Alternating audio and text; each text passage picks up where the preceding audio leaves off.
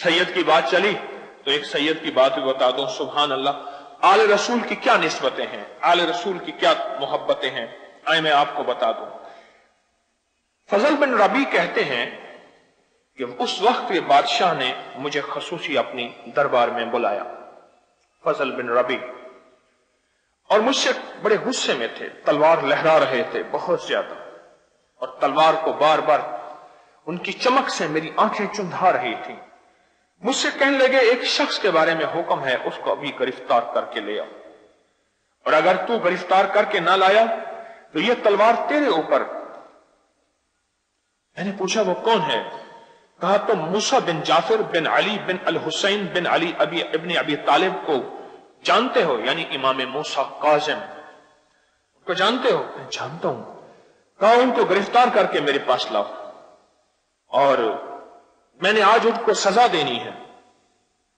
اور کوڑے مارنے والوں اور جلادوں کو بلا لیا کہ تیار رہو. یہ کوڑے مارنے والے بھی آ گئے، جلاد بھی آ گئے. میں حضرت امام موسیٰ کاظم کے گھر کی طرف روانہ ہوا. کھجوروں کے پتی بنی ایک معمولی سی جھونپڑی کے دروازے پر پہنچا. وہاں آپ رہائش پذیر تھے. ایک حبشی غلام کھڑا تھا. میں نے اس سے کہا اپنے مالک سے ملنے کی اجازت طلب کرو. کہا کوئی اجازت نہیں، آپ آ جائیں. اندر گیا، دیکھا تو غلام کے ہاتھ میں مکراس تھا. مکراس کہتے ہیں کینچی سے. وہ آپ کی پیشانی اور ناک پر کثرت سجدہ کی وجہ سے پڑھنے والے گٹھے کاٹ رہا تھا، سجدوں کی کثرت کی وجہ سے. آل رسول کی نسبتیں سجدوں کے ساتھ ہیں، عبادتوں کے ساتھ ہیں. اگر سچا عشق ہے محبت آل رسول کا تو وہ سچا عشق زندگی میں منتقل ہوگا.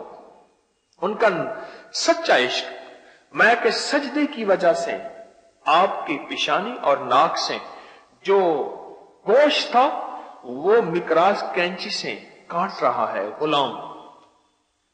میں نے امام کو سلام عرض کیا. آپ کو خلیفہ یاد فرماتے ہیں.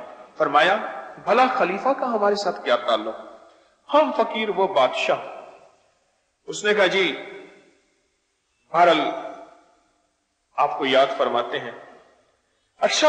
کہا کہ اگر ہمارے حبیب کملی والے کا فرمان ہمارے سامنے نہ ہوتا ہے، حدیث ہمارے سامنے نہ ہوتی تو ہم کہ خلفاء کا اکرام کریں، میں ہرگز نہ جاتا. چل پڑے. میں نے کان میں آہستہ سے عرض کیا حضرت ذرا غور سے سنیے گا اس واقعے میں آل رسول اور آج کے مضمون کو. میں ذرا آج کے مضمون میں بھی آپ کو اس میں کچھ ملنے والا ہے، ابھی ملنے والا ہے، غور سے سنیے گا.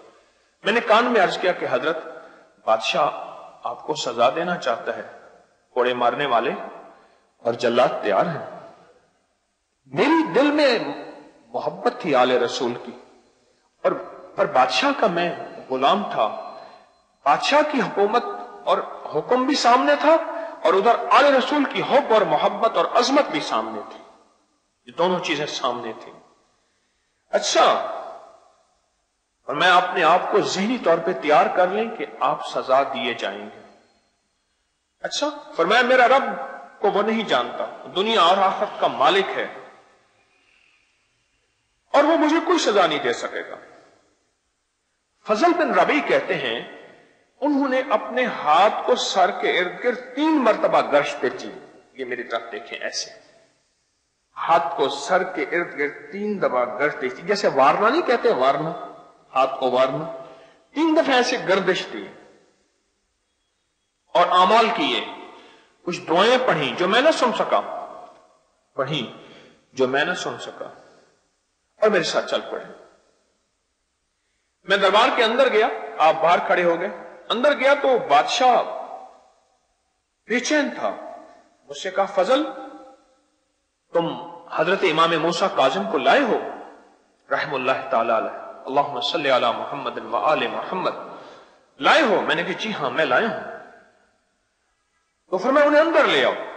بادشاہ نے کہا انہیں تم نے پریشان تو نہیں کیا، تم نے انہیں اذیت تو نہیں دی، تو انہیں کوئی تکلیف تو نہیں دی؟ نہیں. اور میں بادشاہ کے رویے پہ حیران کہ ابھی پل بھر میں تھوڑی دیر میں پہلے تو بادشاہ نے جلاد کو اور کوڑے مارنے والوں کو پہلے سے تیار رکھا تھا، ابھی کیا ہو گیا؟ نہیں میں ناراض ہوا، نہ اذیت دی. کہا اچھا میں نے اپنے نفس پر قابو پا لیا ہے، میں نے ان کی سزا کو معاف کر دی ہے اور اپنے غصے پہ قابو پا لیا ہے، انہیں اندر لاؤ۔ میں اندر لایا تو بادشاہ نے بڑھ کے اب شیخ کا استقبال کیا، گلے لگایا اور اپنے ساتھ بٹھایا اور کہا میری مسند کے وارث بھی آپ ہیں، میری مال و دولت کے وارث بھی آپ ہیں، میری اقتدار کے وارث بھی آپ ہیں، میری دنیا کے وارث بھی آپ ہیں، میری آخرت کے وارث بھی آپ ہیں۔ فضل بن ربیع کہنے لگے میں حیران، یہ کیا ہو گیا پل بھر میں آنن فانا، یہ کیا ہو گیا؟ تو کہا کہ پھر انہیں اپنی مسند میں بٹھایا، ملاقات ہوئی اور پھر آخر میں جاتے جاتے ایک قیمتی صندوقچہ لایا گیا۔ صندوقچہ لایا تو اس نے اپنے ہاتھ سے اسے امام کے حوالے کیا اور پوشاکیں دی، دینار سے بھری ہوئی تھیلیاں دی، اور امام نے فرمایا، شیخ نے فرمایا اگر اشراف نفس کے بغیر ہدیہ لینے کا حکم نہ ہوتا تو میں کبھی وصول نہ کرتا۔ اس میں بھی ایک بڑا راز ہے، یعنی وہ ہدیہ جس میں میرے اندر کی چاہت نہیں تھی، مجھے تو پتا تھا میں جا رہا ہوں، جلاد بھی انتظار میں ہے، کوڑے مارنے والا بھی انتظار میں ہے، میری توقع کے خلاف تھا کہ مجھے اتنا ہدیہ ملے گا۔ جو ہدیہ نفس کی طلب، اندر کی طلب کے بغیر ملے اسے کہتے ہیں اشراف نفس کے بغیر، جس میں نفس کا تمنا نہیں تھا۔ مثلا آپ میرے پاس ہیں، میں پیر ہوں، میں کہوں یہ مرید میرے پاس آ رہا، مال لائے گا، ہدیہ لائے گا، چیزیں لائے گا۔ ایک درویش کے پاس ایک بندہ آیا، ہدیہ لے کے آیا، یہ واقعہ ذہن نشین رکھیے گا۔ آیا، حضرت نے اس سے ہدیہ لیا، فرمایا میں نہیں لیتا، حضرت میرا ہدیہ تو آپ قبول کرتے ہیں ہر دفعہ، کسی کا کرے نہ کرے میرا تو۔ فرمایا اس دفعہ تو آیا تھا تو میرے دل میں خیال آیا تھا، یہ ہدیہ لایا تھا، میرے دل میں طمع آ گیا تھا، اب یہ میں ہدیہ نہیں لینا چاہتا کیونکہ اس میں اب طمع آ گیا ہے، طمع میں برکت نہیں ہوتی، طمع میں برکت نہیں ہوتی۔ اچھا وہ چلا گیا، اچھا حضرت ٹھیک ہے میں واپس لے کے جا رہا ہوں، تھوڑی دیر کے بعد آیا، کہنے لگا اب قبول فرما لے۔ میں نے تو منع نہیں کیا، پر میں حضرت نے اب تو آپ نے ذہن میں کر لیا تھا نا کہ چلا گیا، اب تو وہ طمع چلا گیا۔ قبول کرانے والے جن کے اندر طلب ہوتی ہے، تڑپ ہوتی ہے، وہ اس طرح بھی قبول کرا لیتے ہیں اپنے ہدیے کو، اور قبول کرانے پہ سعادت سمجھتے ہیں۔ میں حضرت میرے جانے کے بعد تو آپ کے دل میں آ گیا، میں چلا گیا، بس چلا گیا، اب تو آپ کے اندر وہ طمع نہیں ہے نا، میں نہیں ہے، تو میں بسم اللہ قبول فرمائے، حضرت نے بھی قبول فرما لیا۔ تو حضرت شیخ امام موسیٰ کاظم نے فرمایا کہ اگر میرے اندر یہ اشراف نفس نہ ہوتا تو میں کبھی ہدیہ قبول نہ کرتا۔ ہدیہ قبول کیا، میں انہیں چھوڑنے گیا، پھر محل میں واپس آیا تو میں نے بادشاہ سے پوچھا کیا ہوا؟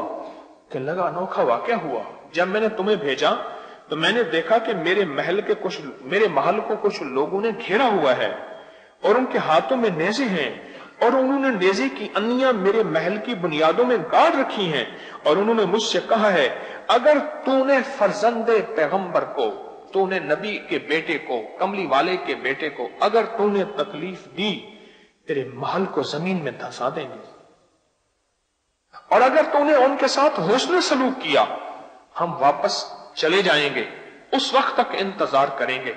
میں مجبور تھا ان کے ساتھ حسن سلوک کرنے میں۔ وہ کیا ہاتھ تھا جو 3 دفعہ اپنے سر پہ انہوں نے وارا تھا؟